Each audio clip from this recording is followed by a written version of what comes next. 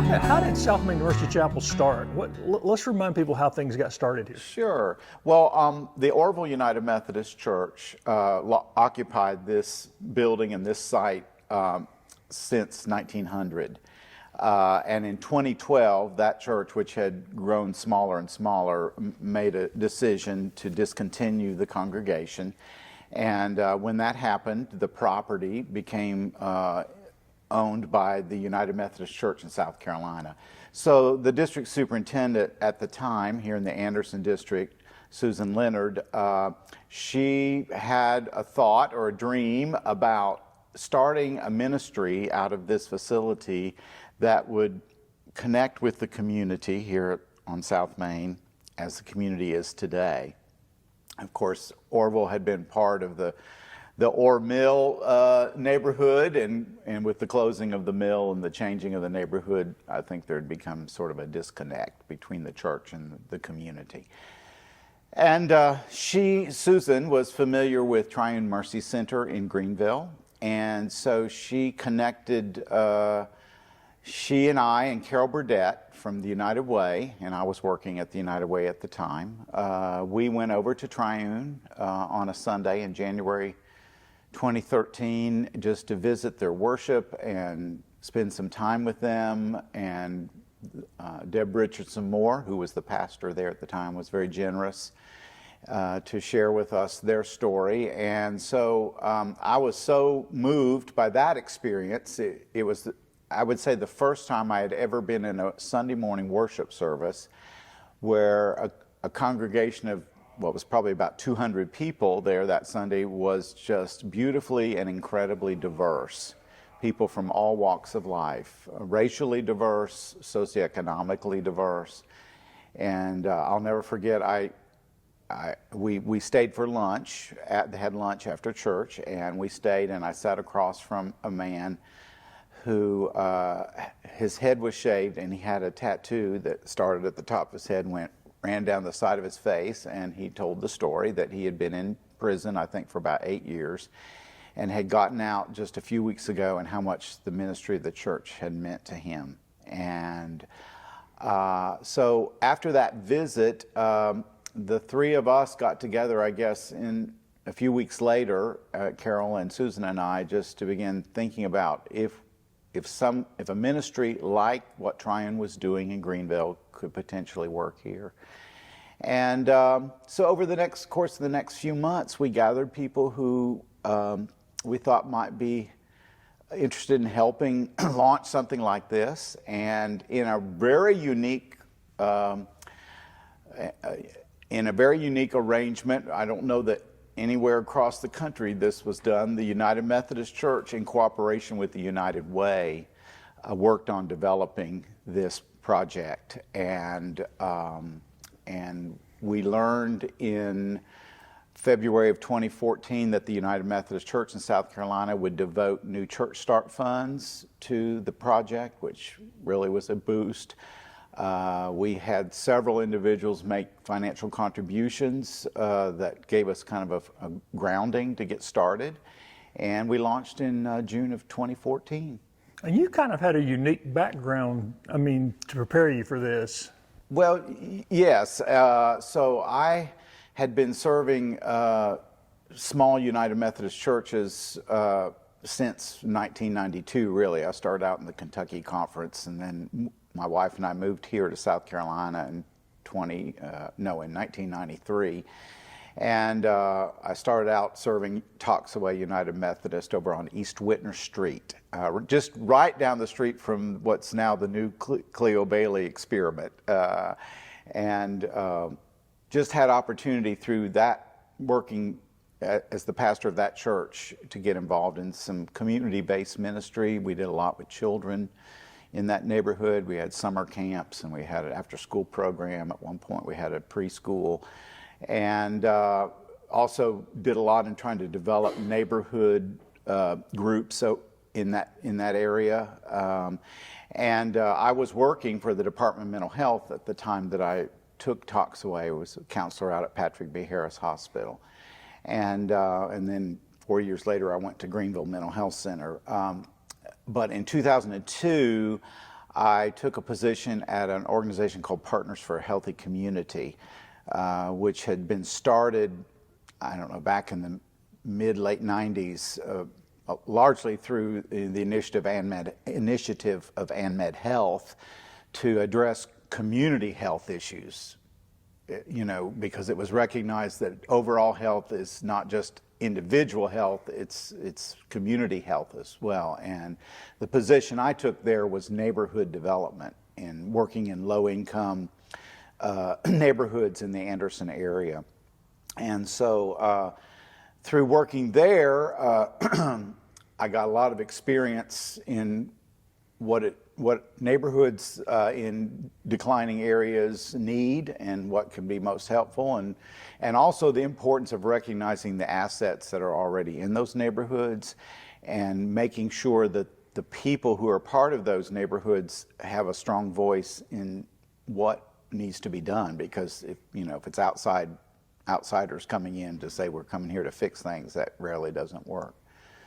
So I worked for them, and that organization merged with the United Way in 2008. And so I continued doing similar work under the umbrella of the United Way, but also, of course, working for the United Way, was able to gain more experience in fundraising and some other projects. And so that was kind of how the United Way, I think, got involved then in the idea of starting this church. Thanks to the generosity of Carol Burdett at the United Way, I was able to even use my work time there to work on this project to help get this church started, and had a lot of support through folks that were connected with the United Way. So. Did you ever imagine when you first got involved in ministry the impact of health and mental health would have on ministry in the sense you were doing? Right.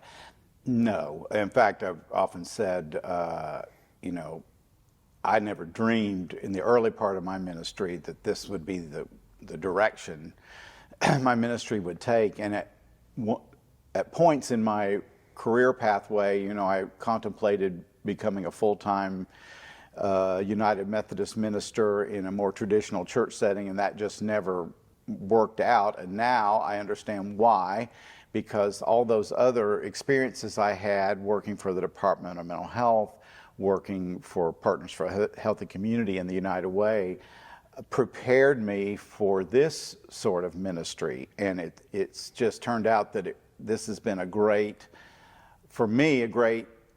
opportunity to use gifts that I've gained through those careers, along with my call to ministry as a pastor, and it's been great the last 9 years to have one job as opposed to multiple jobs, which I did before.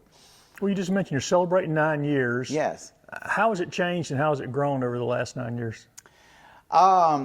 So I think we've learned a lot over those 9 years in terms of the needs that people have and how can we best meet those needs. We came into it, I think, with lots of ideas about things that we thought would be helpful, and many of them were, but some of them didn't pan out, and that's okay. You kind of learn as you go. We've tried to be an organization that's very pliable so that we can meet people where they're at and address their needs in the moment. So we've, of course, we maintain that our primary identity is that we're part of the Church of Jesus Christ, so we're here to bring good news and hope to people. And like all churches, worship is important to us, study of the scriptures is important to us, prayer time together, all those things are very important to us, along with the other things that meet the physical needs that people have. So that's why we do, we do breakfast and lunch 5 days a week.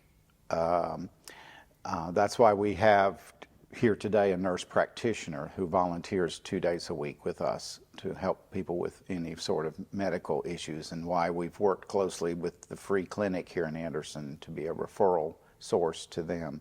That's why we have a mental health counselor that comes here from Anderson Oconee Pickens Mental Health Center, because we see that many of the folks that we meet struggle with mental health issues, and they've not received treatment for a variety of reasons.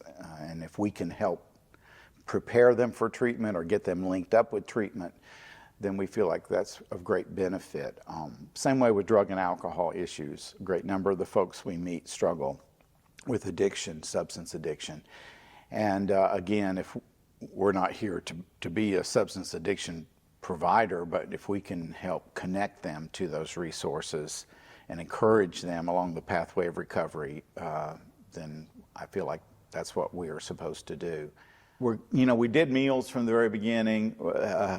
Medical care was important from the beginning, mental health care. At one time we had an art class. That's transitioned now into a craft time that we do once a week that kind of fits better with the folks who come here. We recently developed a game day, and we have anywhere from 4 to 8 people that on Tuesday mornings come at 9:30, and one of our church members had this game that he and his wife used to play all the time. It's a card game, board game called Fast Track, and so they come and play that every Tuesday. And sometimes the folks who are here for breakfast, a few of them will join in with the game. The people that come, a lot of them are retired folks, but some of the people here for breakfast will join in, and so they're learning a new game, and they're learning how to cooperate with others in an activity. And even if they don't actually join in, I've noticed that those who are there eating breakfast will observe the folks there playing the game. And what that says to me is that's giving a very tangible example of there's ways to get together and have fun that are uplifting, and they don't involve anything illegal or anything that's going to harm you physically. It's just people having fun in good ways. So we've done those kinds of things. Like I think 85 or 90% of the churches I'm aware of, COVID had an impact on us. And I think churches all over are still trying to deal with, what's the aftermath of COVID like. I think COVID temporarily changed things in a dramatic way, and some of that's kind of resolved and come back. But I think COVID has permanently changed things in some ways. So because of COVID, we've added, like most churches, social media as a much more prominent part of our ministry. Our worship service is live every Sunday on Facebook. We have people that tune in and watch us live. We also video recorded and post segments of it on our Facebook page later in the day on Sunday. And so throughout the week, people will watch that way. And initially that, I'm not a techie person myself, and I'm like, that's not the same, and it's not the same, but it is a way of connecting with people, so I've kind of come to adjust to that. And the numbers of people that we have in worship it's increasing since we started back after COVID. It dropped significantly, more than half, in terms of how many would attend worship on Sunday mornings after. When we stopped having in-person services in March of 2020, and when we resumed in April of 2021, we had less than half of the number of people that we'd had before.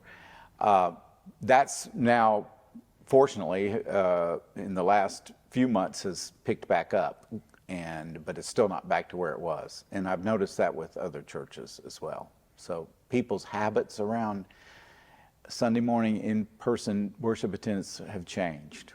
I don't know if they'll change back or not. How has the neighborhood around the church responded over the last almost decade? So we really, I think we're kind of like a neighborhood hub, and we have connected with people who not only are homeless and hang out in this part of town, or maybe walk from another part of town and come to be with us, but we have several folks who are regulars here. They come not only on Sundays, but they come throughout the week.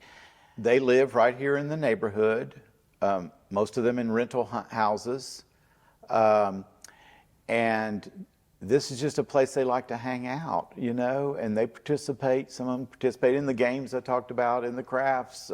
They come get breakfast and lunch, and we have chapel service here every day, and they participate in that. So this has just become their church home, you know. And the thing that we'd hope would happen and has happened from the very beginning is that this would become a place where people from different walks of life could share the same family of faith. And that's just rare. I mean, there's lots of organizations serving people of lower socioeconomic status, and there's lots of organizations for which people of middle and higher class status gather for socialization. But rarely, you know, do you find folks crossing those boundaries and joining together. And in the church, that's almost never. I mean, churches tend to just naturally form around people who share the same demographics. And that's what we purposely have said we didn't want to do. We wanted to be different and to bring people together. And that has worked and continues to work. How about community support? How has the community supported your ministry? Oh, it's just been awesome. Like I told you from our very beginning, we had both large donors and small donors that gave us a good financial grounding from which to get started, to add to that which the United Methodist Church had devoted to this project. And that has continued. We continue to receive support from individuals who, this is not their church, but they believe in the ministry that we're doing, and they support us. We've gotten foundation support from our local community. We've gotten county government support, which has been awesome. You know, we're always looking for support, and our support from the United Methodist Church was intentionally designed to be something that would slowly decrease as we became more self-sustaining. And we were on a 10-year schedule, and so we're entering soon the last year of that, and so we'll be even looking more to our community to help fill that gap that that the United Methodist Church had been providing. But we're so grateful, and you know, people will give, and I'll think, my gosh, how did they even hear about us? You know, we haven't done a lot of aggressive fundraising, I would say, and yet God has continued to be good to us. And we've had support from multiple other churches as well, both financial support and people support. Volunteers. How important is the volunteer aspect? Oh, critical. We only have a paid staff of 3 people, and we couldn't operate this place without volunteers. Since we kind of geared back up after COVID, we've got a really good core of volunteers right now, and we're always looking, of course, for more people that would like to come and help out, sit at the front desk, answer the phone, you know, greet people when they come in. We have always somebody that's helping in the kitchen. So we have a staff person, Lolly Wenzel, that prepares our meals, but she always needs help with that preparation. So we always have somebody there. And then volunteers do things like help with the laundry. You know, we're not like Clean Start, but we do have to keep our towels, and we have a single stall shower here that we let people take a shower on the days that Clean Start's not open, Tuesdays and Thursdays, and so somebody has to wash those towels. And we have people that work we have a small clothes ministry, emergency clothes closet, and we have people that come work in that. So, and we have we have a community garden, and we have a volunteer that keeps up with that, keeps it watered and picks the stuff when it's ready to be picked. And yeah. And you've stayed active in the community in a lot of in the reconciliation efforts and in the mental health efforts. How important is that to what you're doing here, being active in the community at large? Oh, well, that was another thing that I think was just a gift in terms of when starting a new church. Oftentimes, the person who's assigned as the pastor of that new church is moved into the community from outside the community, and has to spend a long time getting to know people just to build those relationships. Well, I've lived in Anderson since 1993, so in 2014 I had been here over 20 years, and then worked in the nonprofit world and in departmental health, and so I had already met a lot of people and made a lot of connections, which really facilitated the partnerships that we have here in this place. And I've tried to continue to remain involved in the community outside of just my work here. I'm on the board of the Anderson Oconee Pickens Mental Health Center, sing in the choir of Hope and Remembrance that supports the Cancer Association. Haven't done it for a while, but have been involved in community theater here in the Anderson area. I'm part of the Kiwanis Club, so that's important to be engaged in your community. Yeah. Have you found some support from other pastors in what you're doing, like just to bounce things off of, emotional kind of support? Oh, absolutely. I'm a part of a clergy support group that meets once a week, and those friendships are very important. And I have some clergy friends that will preach here for me when I'm going to be gone, and then some dedicated lay people who also have gifts for ministry that are not members of this church, but still are, I connect with and get support from them. So, how can people help? What can people do in this community to help what you're doing here? One, prayer. Always keep us in your prayers. Secondly, is visit us.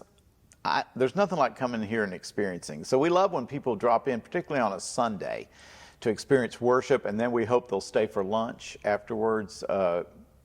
Our Sunday lunch is provided by a variety of churches in our community that are on a rotating schedule. And we love it when the church folks who are here from other churches to provide our meal also come and attend worship. It's really, really cool. So visit us or visit us throughout the week. We love people just to drop in and see what's going on.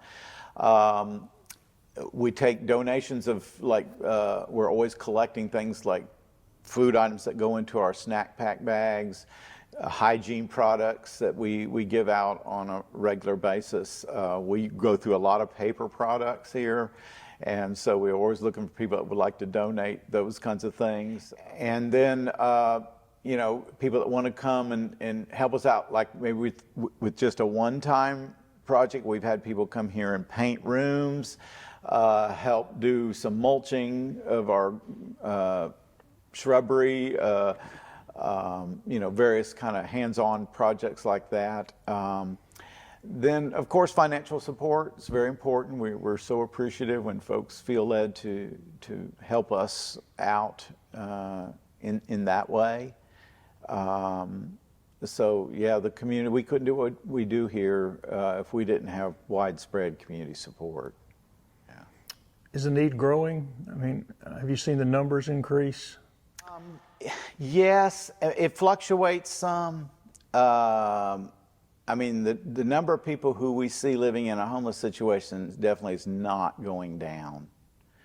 And the number of people who are looking for that hand-up support is definitely, it's there, and it's ever increasing. I think what's happened since COVID and their changing economy is housing has become a much more difficult issue.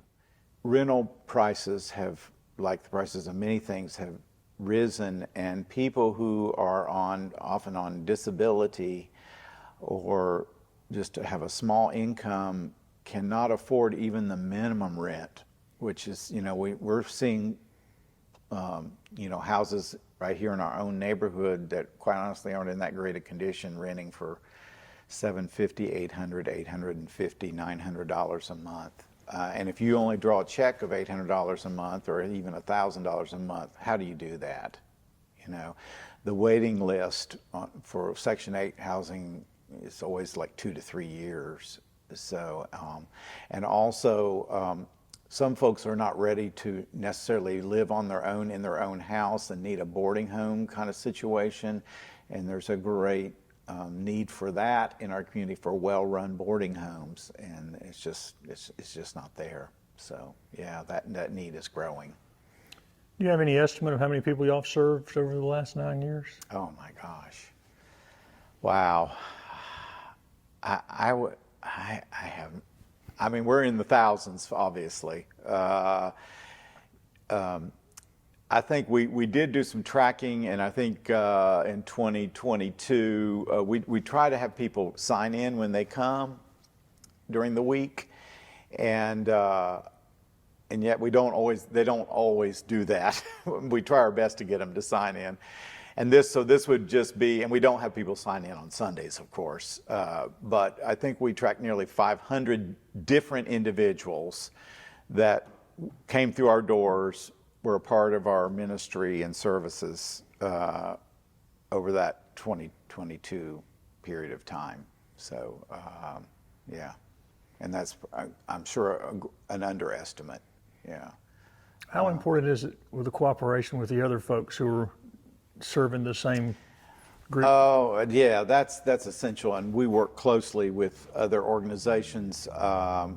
Our staff member, Elizabeth Hiott, who you're going to talk to here in just a minute, she attends a couple different gatherings, and I go once in a while too, of folks who work for various, not only nonprofit, but even some government agency folks who are working with our shared population, and they meet on a monthly basis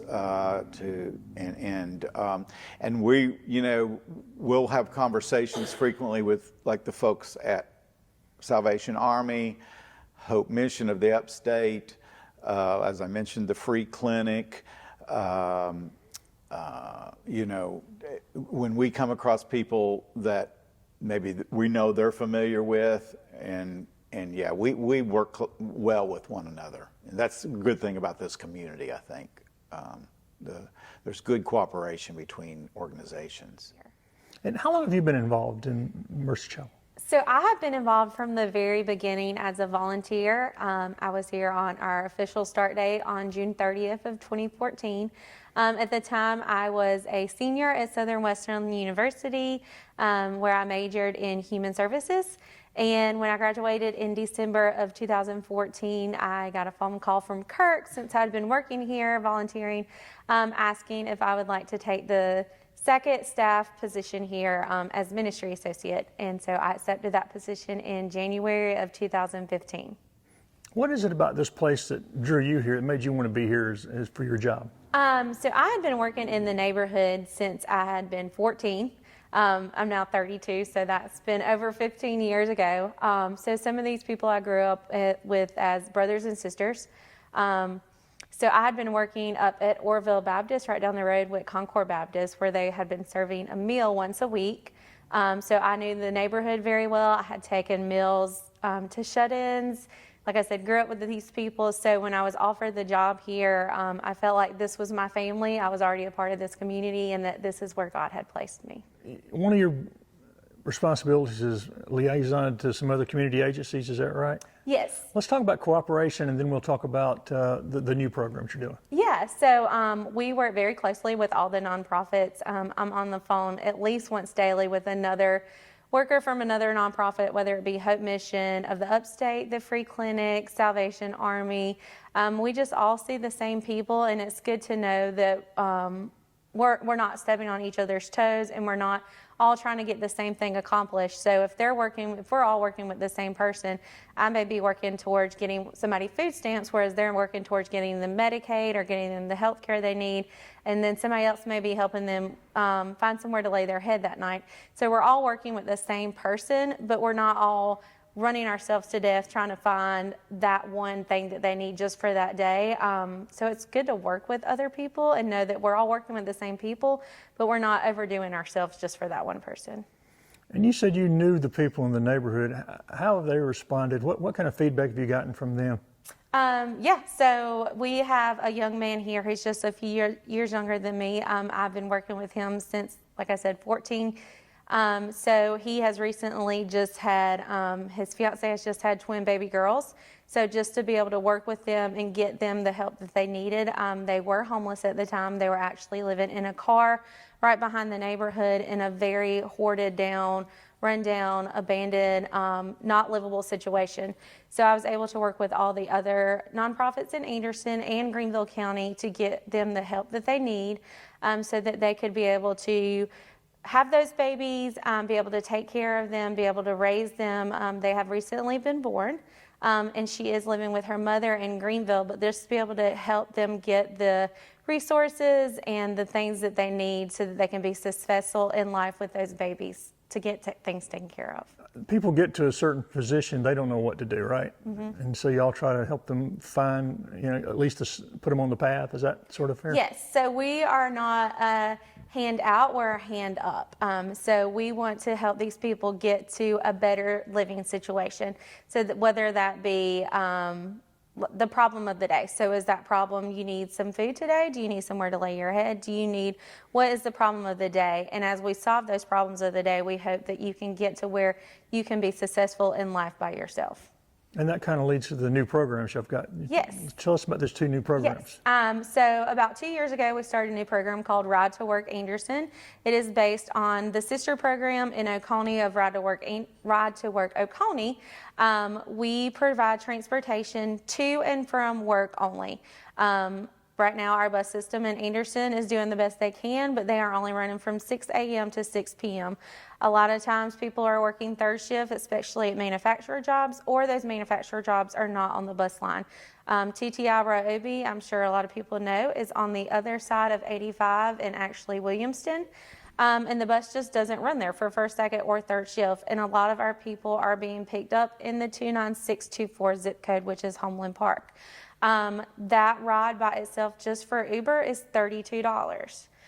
Even if you're working at TTI and you're making good money, if you're paying $32 for 2 rides a day for 5 days a week, that's over $100 a day, or a week. That's over $200 a week. So you're basically working just to get your transportation to and from work. And then also, if you're living in this neighborhood, your rent's probably around $900 to $1,000 a month, plus all your utilities and everything else. So we decided to help these people that just needed a little bit of a hand up with their ride to transportation. So you pay $5 a day. That's your ride to and from work. And you can be in that program for 12 weeks. And hopefully at the end of that 12 weeks, you can find some other type of transportation, whether it be you've saved enough money to get your own car, whether you've found a friend that also lives in the neighborhood and can drive you or drop you off. Maybe you found a closer job at another manufacturer that the bus is on. Maybe you found a different schedule that you can now get your own transportation. But we just hope that at the end of that 12 weeks, we have given you enough of a hand up so that you can find your own transportation. Have you seen some success stories from Yes. this? So about 70% of the 26 people that we have served in this have graduated from the program. And when we say graduate, we mean they have found their own transportation before the 12 weeks is up. And like I said, 80% of the 26 people we have served have been from the 29624 zip code. And what's the other new program? So our other new program is I am now certified to do the government lifeline phones. If you are on food stamps, Section 8 housing, you receive veterans benefits or veterans pension, whereas your spouse was a veteran and has now passed away, or you are on food stamps or Medicaid, you can come see me and I can help you get set up with one of the free government cell phones. You do get them the same day that you're approved, and like Kurt said, nowadays you need a cell phone to be able to function in the world. I've recently found These out. are just communication devices. People that hear these programs thinking they're getting free cell phones. It's nothing fancy. It's nothing fancy. It is a smartphone, so you can surf the web. It's unlimited talk, text, and data, as long as you do have the phone and you do still receive the government assistance that you were required to sign up for. But nowadays, just to work at McDonald's, you do have to have a smartphone because the application is sent to you through email, and you can't even get a job at McDonald's without a cell phone. And calls about shifts and Calls about shifts, your schedule is online, and this is just to work at McDonald's, which 10 years ago was a whole different story. So everybody needs a cell phone. a safety issue too as well. Yes. And as long as you receive any type of government benefits, I can help you. And people responded well to that program? Yes, I have given out over 65 cell phones since I started a year and a half ago. This is not the purpose of this, but do you ever have the occasion where people do come back and thank you and are grateful for what y'all are doing? Absolutely, yes. We've had several that have actually gotten to a better place in life, and we will somehow mention their name, and a few weeks later they happen to show up and say, hey, I just wanted to stop by. I was in the neighborhood. Here's what I'm doing so far, but thank you. You were a big part of my life, and I couldn't have gotten where I was without you.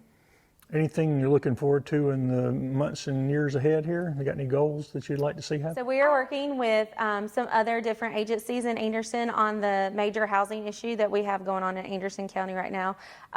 One of the major issues we have is affordable housing. There is no affordable housing in Anderson County. Another thing we are also having is renters renting out condemned housing or abandoned housing that are not livable and are also not affordable in this living situation. So we are working very closely with United Way, Habitat for Humanity, Emmanuel's Hammer, and in conversation with all of them about what we can do to better the housing situation in Anderson County. When you talk to your friends, do you think most people have a decent understanding of how acute the need is to help folks who are homeless and in need? A lot of my friends do work in the nonprofit community. And How about the ones who don't, though? Those do know. But the ones that do not work in the nonprofit community have no clue. They ask me all the time, what is going on in your nonprofit world? And I get to tell them the joys and the sadness that is going on. And it's an eye-opener to some of them. Some of them are renters because of the age that they are. And just for them to hear the stories of my people that are also renters and just know that they can barely afford their renting situation and how others can't afford theirs is just disturbing to them.